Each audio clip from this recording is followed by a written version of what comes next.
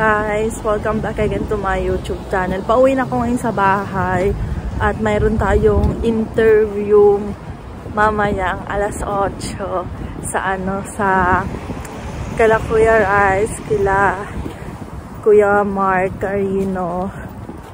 Kaya mag-aayos ako sa bahay, sa basement. Hindi naman ayos na parang magliligpit lang ako ng kaunti. Tapos magpapahinga ako, tapos mag-aayos ako. Syempre, first interview natin to, no? First time ko makaka-experience na ma-interview ng hindi ko alam kung live yun. Hindi naman ata. Edit naman ata nila yan, nahiya ako. Tapos si Marvin, mamaya, nakas ba uwi na? Mga 7 ata yung uwi niya, guys. Ang uwi ni Marvin, kaya aabot siya. Bali, pagkadating niya, kakain lang kami. Tapos, ayun, ayusin na namin yung pagpestahan namin doon sa interview.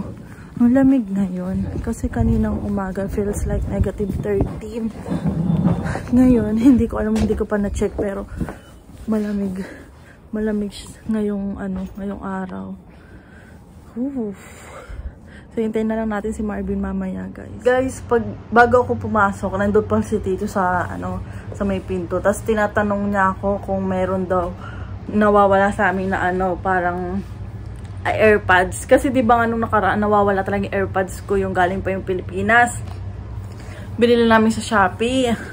Tapos, sabi ko, opo, Tito, meron po akong nawawala. Nasa isip ko, baka nalaglag po nun sa bus or sa subway. Kasi nung una po, nakala ko baka na laundry. Wala man ako nakita. Napasama pala dun sa kalapit namin. Tapos binigay kala Tito. Tapos sabi ko, baka din sira na rin Tito, gawa ng nababad sa tubig. Kasi last time sumama din yan sa laundry. Na nakuha ko pa. Nabasa siya, pero hindi pa siya as in babad na babad sa tubig. Itinakbo ko agad sa sa bigas namin. Kasi, ganun yung ginagawa namin pag nababasa yung mga phone namin. Pinapa, ng nila mama sa sa bigas para mabilis matuyo. Mainitan ba? Gumana yung AirPods ko. Gumana uli. Kaso, ayun nga.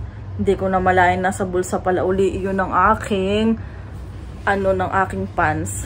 Kaya ayun, sabi ko, okay lang Tito, meron naman po akong extra dito kasi dalawa yung pinadala namin galing sa Pilipinas. Gawa nga ng if ever nga na masira or mawala, syempre mamurahin lang na may AirPods. Mukha siyang totoo yung mga AirPods talaga na galing sa Apple Store. Pero pag inano mo na siya, fake siya guys. Tigpa 500 pesos siya sa Shopee. Tapos kumain din ako kasi binigyan kami ni Tito nung nakaraan ng dilis. Dilis na galing sa Seafood City. Ang sarap guys. Yun yung last time na binigay sa amin na Tito. Kay Marvin siya actually binigay. Nung umakit si Marvin, sinauli yung lalagyan. Yung pinaglagyan ng dilis last time. Sinauli niya. Tapos sabi ni Tito, may dilis daw uli sila. Napadami daw yung bili nila. Kaya binigyan kami. Tuwan-tuwa nga ako. Nagtitake ako kay Tito nung kinabukasan nung nakita ko sila. Kasi nag-aayos sila ng gamit. Dahil magpapadala sila sa Pilipinas guys. Tapos, hindi ko maintindihan kung bakit may mga butol-butol ako dito na parang pimples. Grabe, masakit siya. Pero, yain na. Maliligo na rin ako, guys, kasi 6:30 na. Si Marvin nasa biyahe na din. Mamaya, mga 7, nandito na siya. Di ba may interview kami mamaya alas 8. Tapos, sabi niya may mga assignment daw siya. If ever na hindi niya magawa, bukas na lang niya daw gagawin. Kasi wala naman siyang pasok bukas, guys. Kasi Friday bukas. Every Friday, wala naman siyang pasok sa work. Wala din siyang pasok sa school. Yung face natin medyo makinang. Yung mata ko namumula. Kasi kanina pinipilit ko talagang matulog. Kasi hindi talaga ako makatulog. Nag-try ako manood na Netflix. Baka sakaling makatulog ako. Hindi talaga. So, liligo na tayo guys. Tapos pagkaligo ko, i-blower ko yung buhok ko dahil hindi siya maganda pag natuyo. Buhag-hag. Kaya, i-blower natin. Para naman maayos tayo mamaya sa interview, diba? So, yan lang guys. Update ko na lang ulit kayo mamaya. Pag nandito si Marvin, maliligo na muna si ate mo.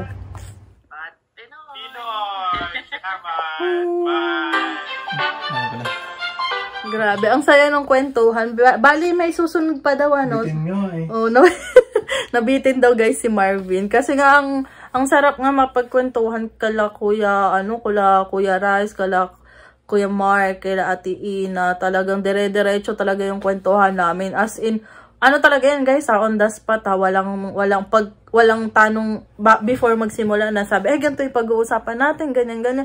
Basta kung ano yung dire-diretso na. Grabe. Kumbahan tayo. First time syempre natin, diba?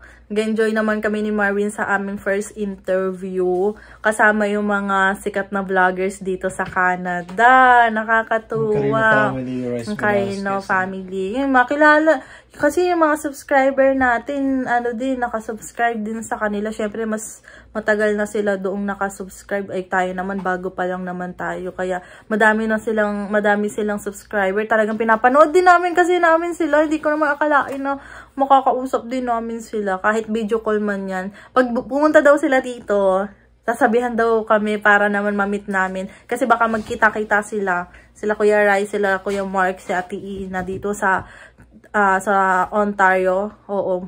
E di, imi-meet na lang namin sila. Oh my God.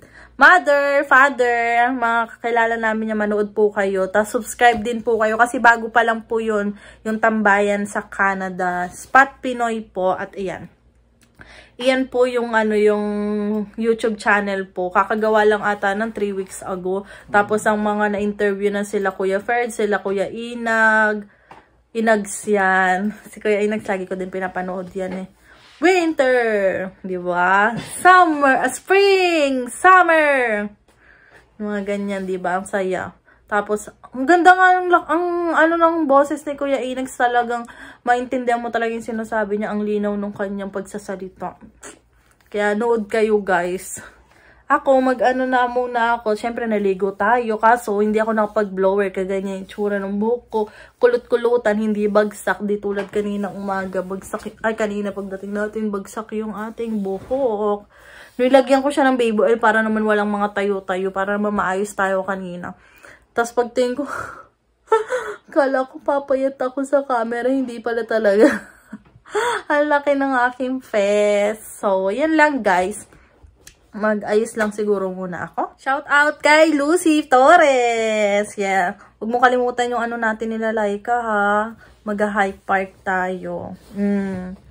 May papakilala ko sa inyo. Si La Angel. Din siya. Content creator din siya guys. Tapos kay, paano ba i-pronounce yung name? Dwayne Reyes. Yan. Lagi daw siyang nanonood everyday. Siguro yan. Lagi daw siyang updated sa mga vlogs namin ni Marvin. Si Marvin, guys, huwag niyo nang asahan. Busy sa paglalaro. niya, bitin. Wow, bitin. Nabibitin yung ating, yung ating asawa na hindi masyadong talkative ba. Sabi niya sa akin, parang natural lang sa'yo eh. Imik ka na imik. Tapos nagtatanong pa si Marvin, maayos ba yung salita ko?